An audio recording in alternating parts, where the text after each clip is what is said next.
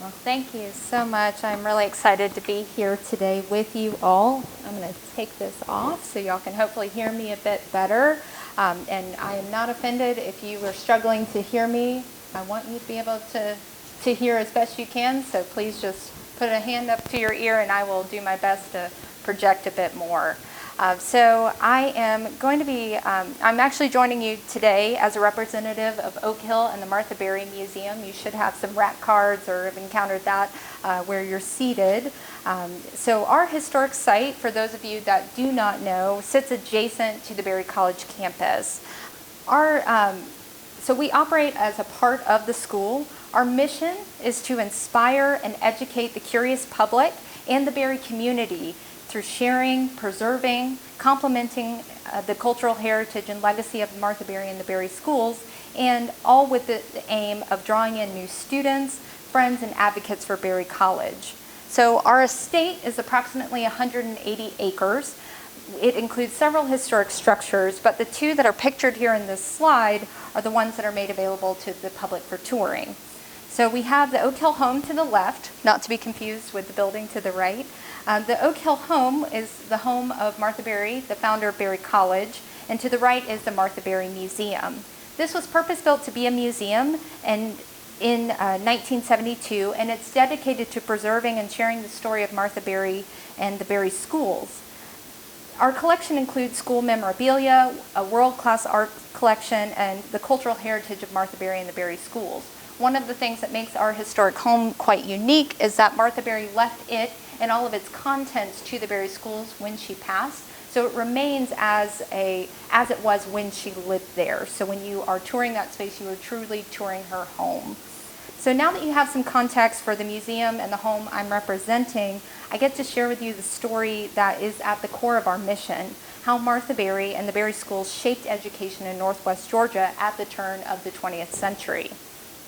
Today we're going to move through the history of Miss Berry's life and the development of the schools in tandem. And the reason for that is that the schools became Martha Berry's life work. And Berry College, really as we know it, is inextricably tied to her influence. It's not to say that Berry is stuck in the past, but rather that her leadership and vision primed the school to be one that would evolve and thrive. Berry College is known for its academic excellence, vibrant work program, beautiful setting, and commitment to membership and community service. As Berry is a part of the National Historic Register as a historic district, we have the fortune and privilege of preserving, inhabiting, and utilizing our iconic structures and historic landscape daily. Ours is not a story simply of what happened, but of how we came to be, and it is really a living legacy. I suspect that our group, and I do know because I talked to several of you, that we have a mixture of familiarity with the history of the Berry schools today. So please indulge me if you've heard it all before. I'm seeing a Centennial logo staring at me, so I know that we've got someone with quite a bit of Berry connection right here. And if you've heard it all before, great. And if you are totally new to this subject, just know that what we're going to talk about today is just the tip of the iceberg. So I hope this is going to whet your appetite to come and visit the schools and visit us at the museum to dive in a bit more. So to start off the bat, one of the things that our founder did that was quite curious was that she really propelled this mythology about her early life. And so we're going to do a bit of myth busting today for those of you that do know Berry history. So to start with, some of you may be surprised to learn that Martha Berry was not actually born at Oak Hill. For a long time we had a historic marker that claimed that it was the birthplace of Martha Berry. So why the misinformation? The short answer, it made for a better story. The longer answer, in an effort to encourage interest in the schools, Martha Berry morphed into this master fundraiser. We're going to revisit that subject quite a bit today. And really, as the success of the schools grew and her fame grew, so did the mythology surrounding her life. And so, for whatever reason, we now know, thanks to some scholarship done in the late 1990s, that she was in fact born elsewhere. And so our story of influencing Northwest Georgia, in fact, begins in Alabama. So here we have a picture of Martha Berry around the age of 16 and the Oak Hill home circa 1916. So for those of you that are seeing our brochure, I think you can see it hasn't changed too much. But as I said, our story really begins in Alabama in 1865. Now, again, another myth bust. Martha Berry and her headstone actually say 1866. So that's another one of those odd or incongruencies that scholarship in recent years has really helped to clarify for us. So Martha Berry was, in fact, the daughter of a former Confederate captain, Thomas Berry, who turned into a successful businessman. She was the second oldest of 8 children, and with that, she had many options before her regarding her life's path, despite being born into Reconstruction-era South. And this was thanks largely to her father's foresight to reconcile debts prior to the outbreak of the Civil War. He would move the family to Rome in 1866 and open up a mercantile business in what is now downtown Rome. So our story at Oak Hill actually doesn't begin with the Berrys until 1871, when Thomas Berry purchased the estate and moved the family there. So this would be the majority of her education. She was taught under the direction of Miss Ida, who was the governess for she and her siblings in a small cabin that is out behind the home and still is there today. She went to 1 year of finishing school, which she abhorred, Madame Lefeur's finishing school in Baltimore, Maryland, and as soon as she had the chance to leave, she did. So in 1887, sadly, her father passed away, and at that point, she decided not to continue on with her schooling. Now, don't let that, she really didn't let that impede her, because within her lifetime, she would actually be awarded 8 honorary doctorates, despite only having this level of schooling to her name. So, as I mentioned, she remained at home after her father's passing. Writer. She would write, but not quite the way she thought she would. So this choice to remain where she was, to not marry, to not have children, would lead to an unusual event and ultimately the Berry schools. Here we see Martha Berry in front of what we refer to as the original cabin. This is on the entrance drive of the museum, and it is a rather unsuspecting structure, but this is in fact known as the birthplace of Berry. I see some nodding. So we call this the birthplace of Berry for the reason I'm going to share. So this was constructed in the 1870s by Thomas Berry, Martha Berry's father, at the behest of his children as a play cabin. Quite the play cabin. So this was perhaps a bit of foreshadowing, or at least it definitely encouraged Martha Berry's love for the simple beauty of log cabin construction. Her father influenced her life in many ways. He influenced her view of work, charity, business, and investment. She would often accompany him into the mountains of the region to visit families as a part of his business ventures, and these experiences exposed her to communities from which her first pupils would emerge. She was known in her youth, so here she is about age 30, to be witty, strong-headed, concerned with charitable giving, a lover of books and music, and determined. Many of these traits were likely inherited from her mother, Frances Ray, who would actually end up running the household for nearly 40 years on her own after her husband passed away. So 8 children, 3 adopted. So she was quite a force to be reckoned with on her own. So definitely a wonderful model for Martha Berry. So as I mentioned, it was around the age that we see Martha here that she was really struggling to find where she was headed. She knew that, again, she had a love of writing, that was a potential path for her, but she also sort of resigned to the fact that she wasn't going to marry. And so she was home, and that was really what she knew. So here she is sitting in her now, she considered this her study, and she was there one afternoon practicing her writing, and she noticed 3 young figures running across the meadow, cutting across to be more accurate, after having gone for a swim in the nearby Oostenaula River. She was compelled to strike up a conversation with these children, and with that she learned of their education and literacy needs. The children were a part of the Southern Highlander community of the region, those that she had been exposed to in her ventures into the mountains with her father. Their ancestors had been moved to the region as a result of the Cherokee Land Act, and it was the isolation of that space, poor farming conditions, and war that really saw this community fall into the seemingly unbreakable cycle of poverty.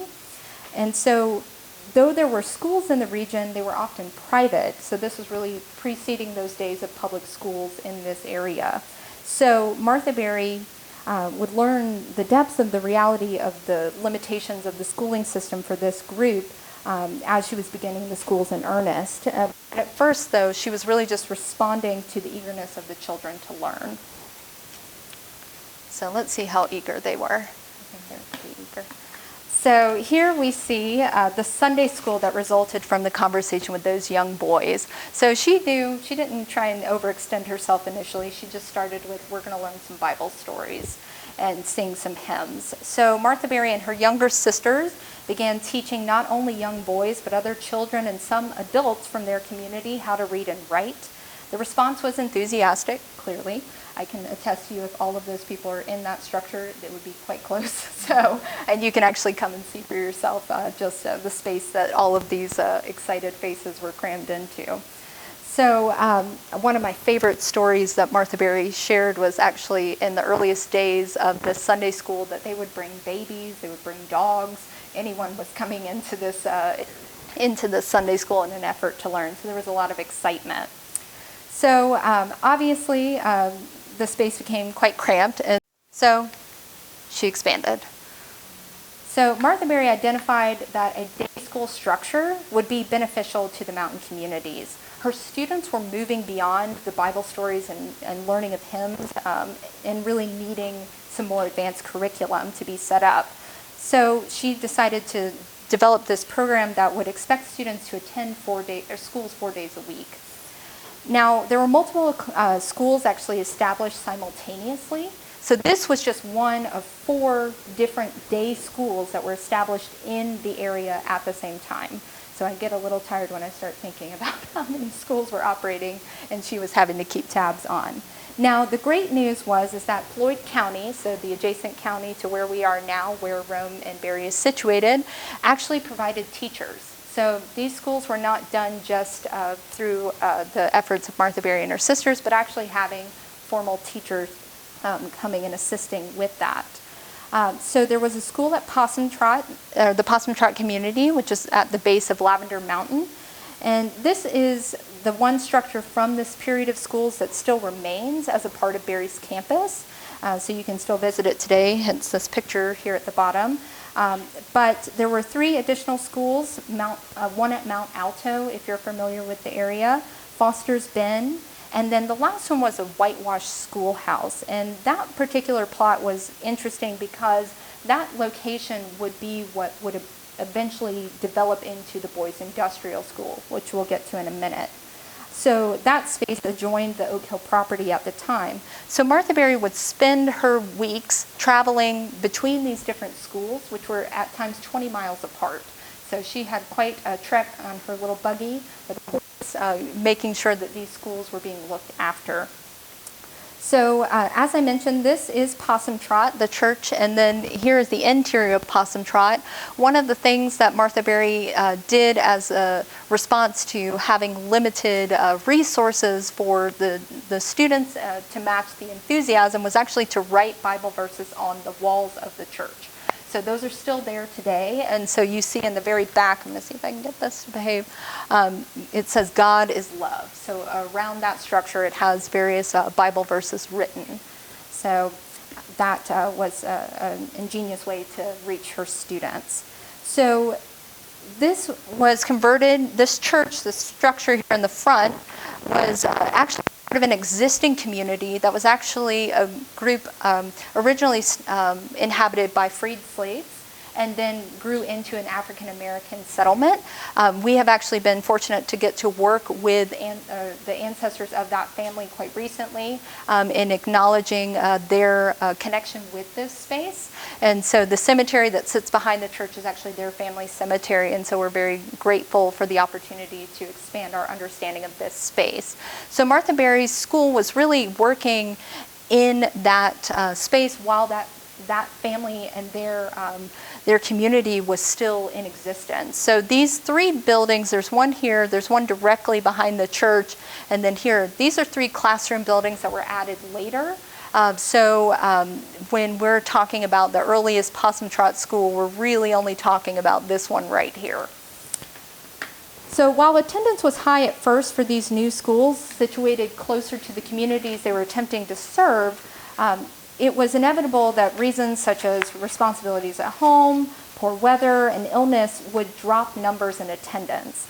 And these frustrations of getting consistent attendance would really inspire yet another revision. I think you're starting to see a theme emerge: revise, revise, right?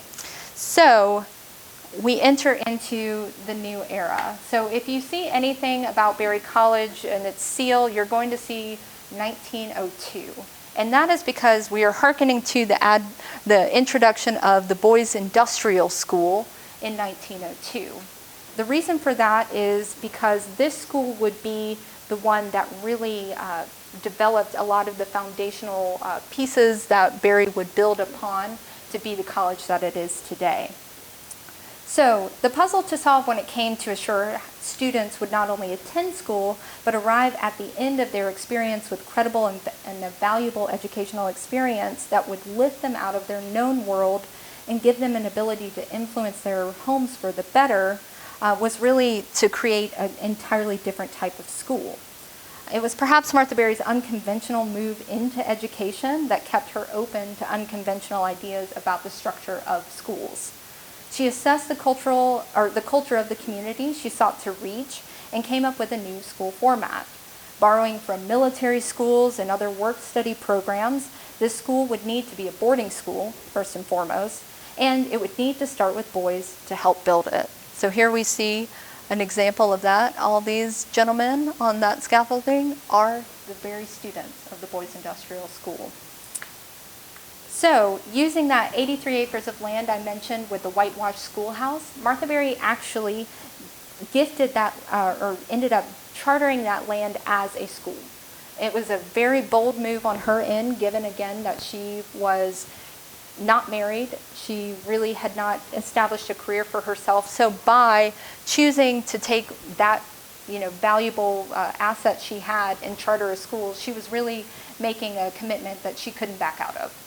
So that was a pretty momentous choice on her end. So in 1902, the Boys Industrial School opened with just 5 boys.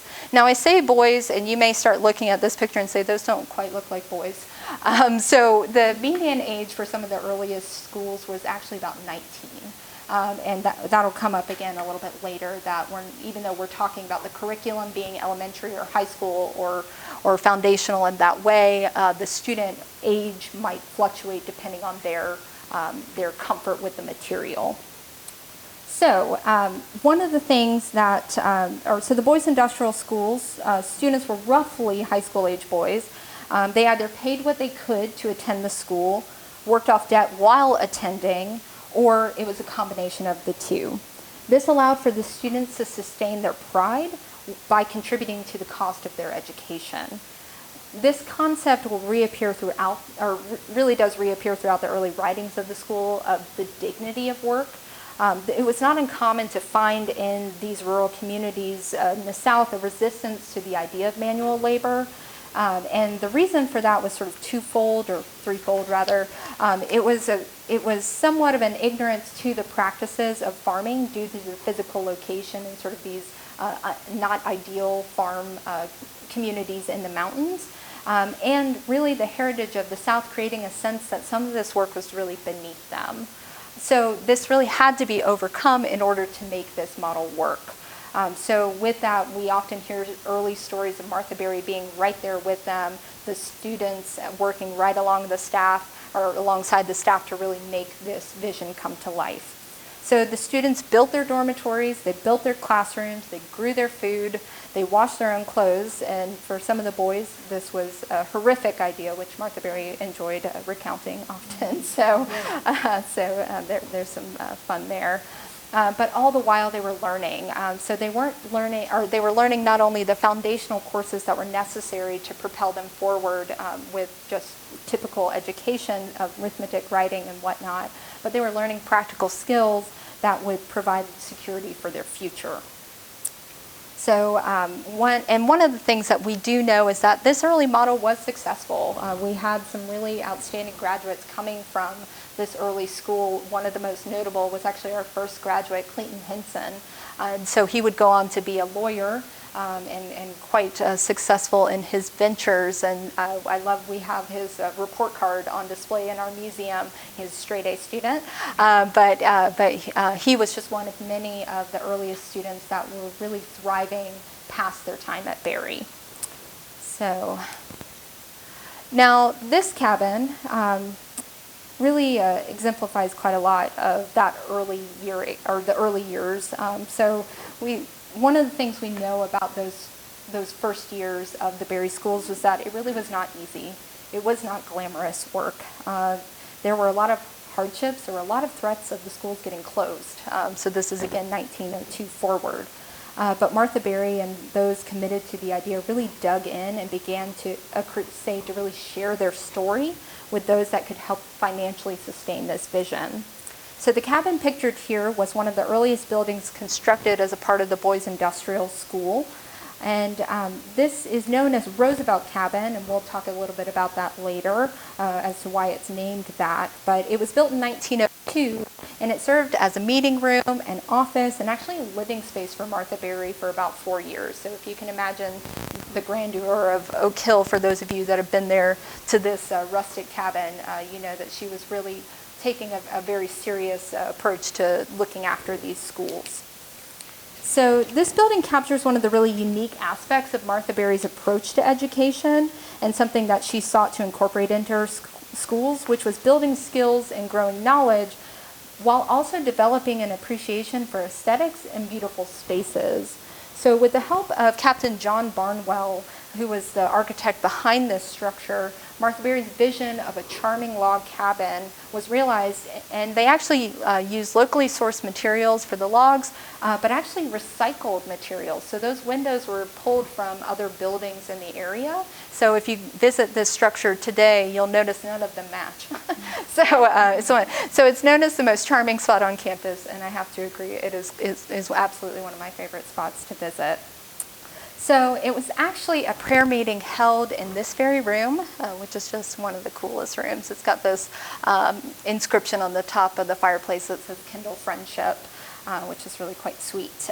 But it was a prayer meeting held in this room, and again, we're talking pre-19 teens, that Martha Berry cited as really being this launch pad for her, what she would consider really her most important role as a part of the schools, which was a fundraiser.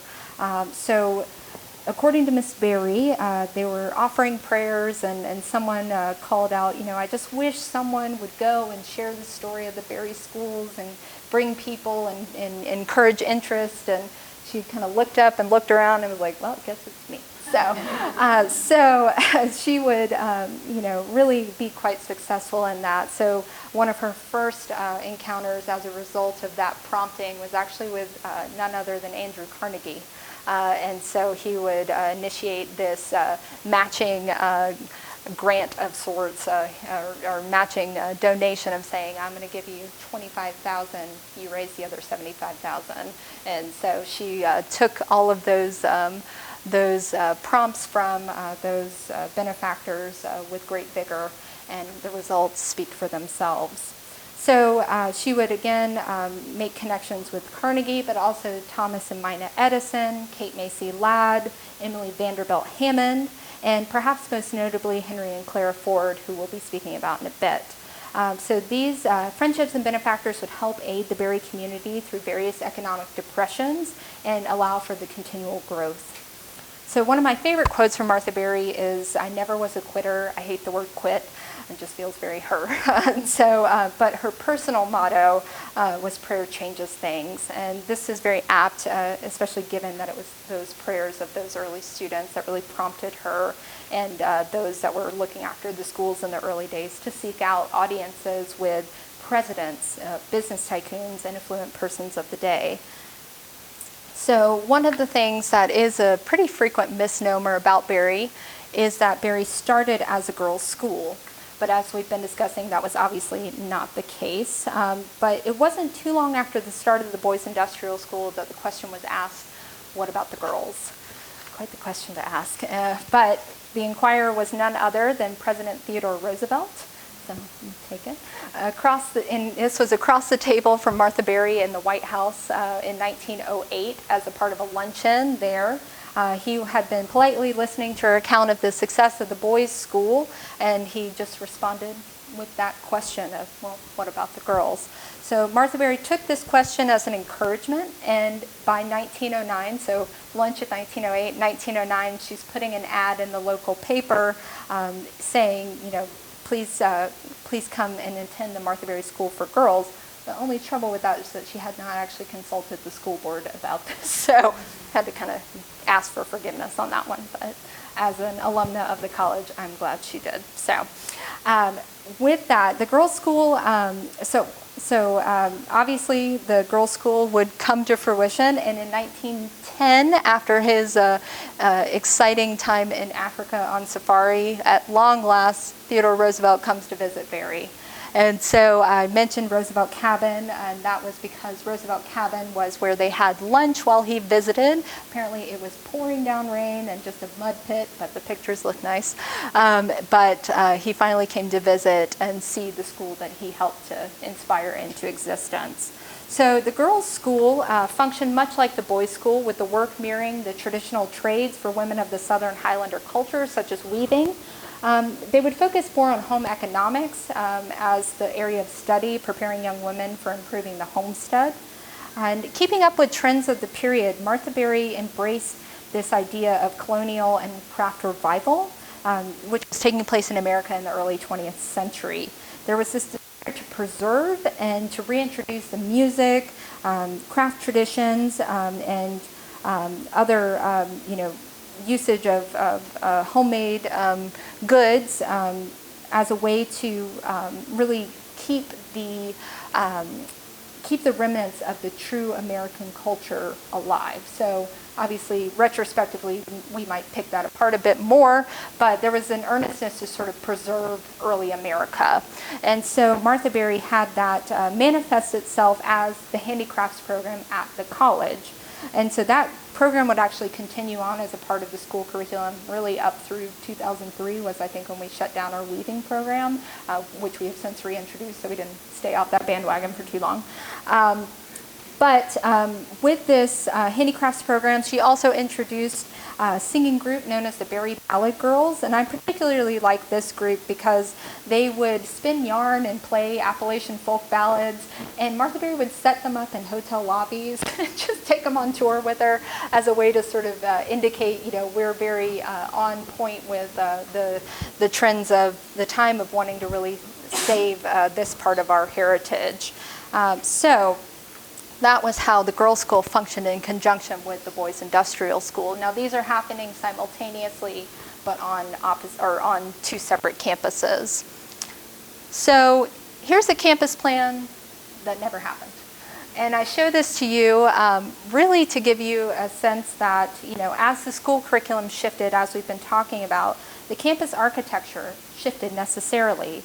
While not every plan came to fruition, this would have been a really interesting one had it come to be. This is envisioning of a quadrangle on what is considered that original 83 acres where Roosevelt Cabin is, and the Hogue Building, for those of you that do have that connection with Berry. So here is the Hogue Building to give you that context, and I guess Roosevelt Cabin got booted in this, so maybe we're glad this didn't happen, because that would be sad to not have it.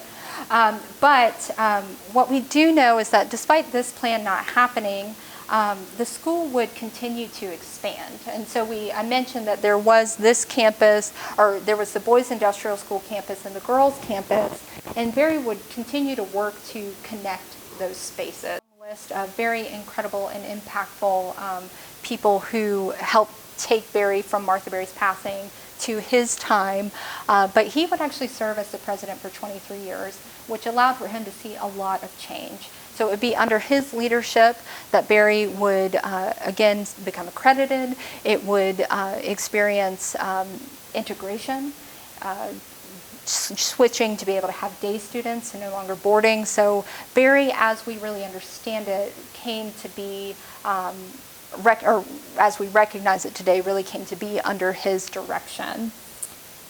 So I just want to show you some pictures of Barry. So as I said, we are very fortunate in that Martha Berry had a lot of foresight in resource acquisition, because these incredible spaces that she has, or that she helped to bring into our story, really remain one of the things that draws people to us. So I hope maybe seeing some of these things will inspire you to come and visit us. And I hope you really embrace the idea that she had, that beauty is a part of education. So with that, I'll close with a nice picture of our current students. So you see them happily at work and on campus. And I'll open it up to questions. So we're open Monday through Saturday. If we are closed for an event, we usually post it on Facebook or Instagram, depending on what you use. But our typical hours are 10 to 5 Monday through Saturday. Our exhibit, Palaces for the People, Guastavino and America's Great Public Spaces, it's a mouthful, I know, but it's worth the visit, is open through November 23rd. Thank you for having me.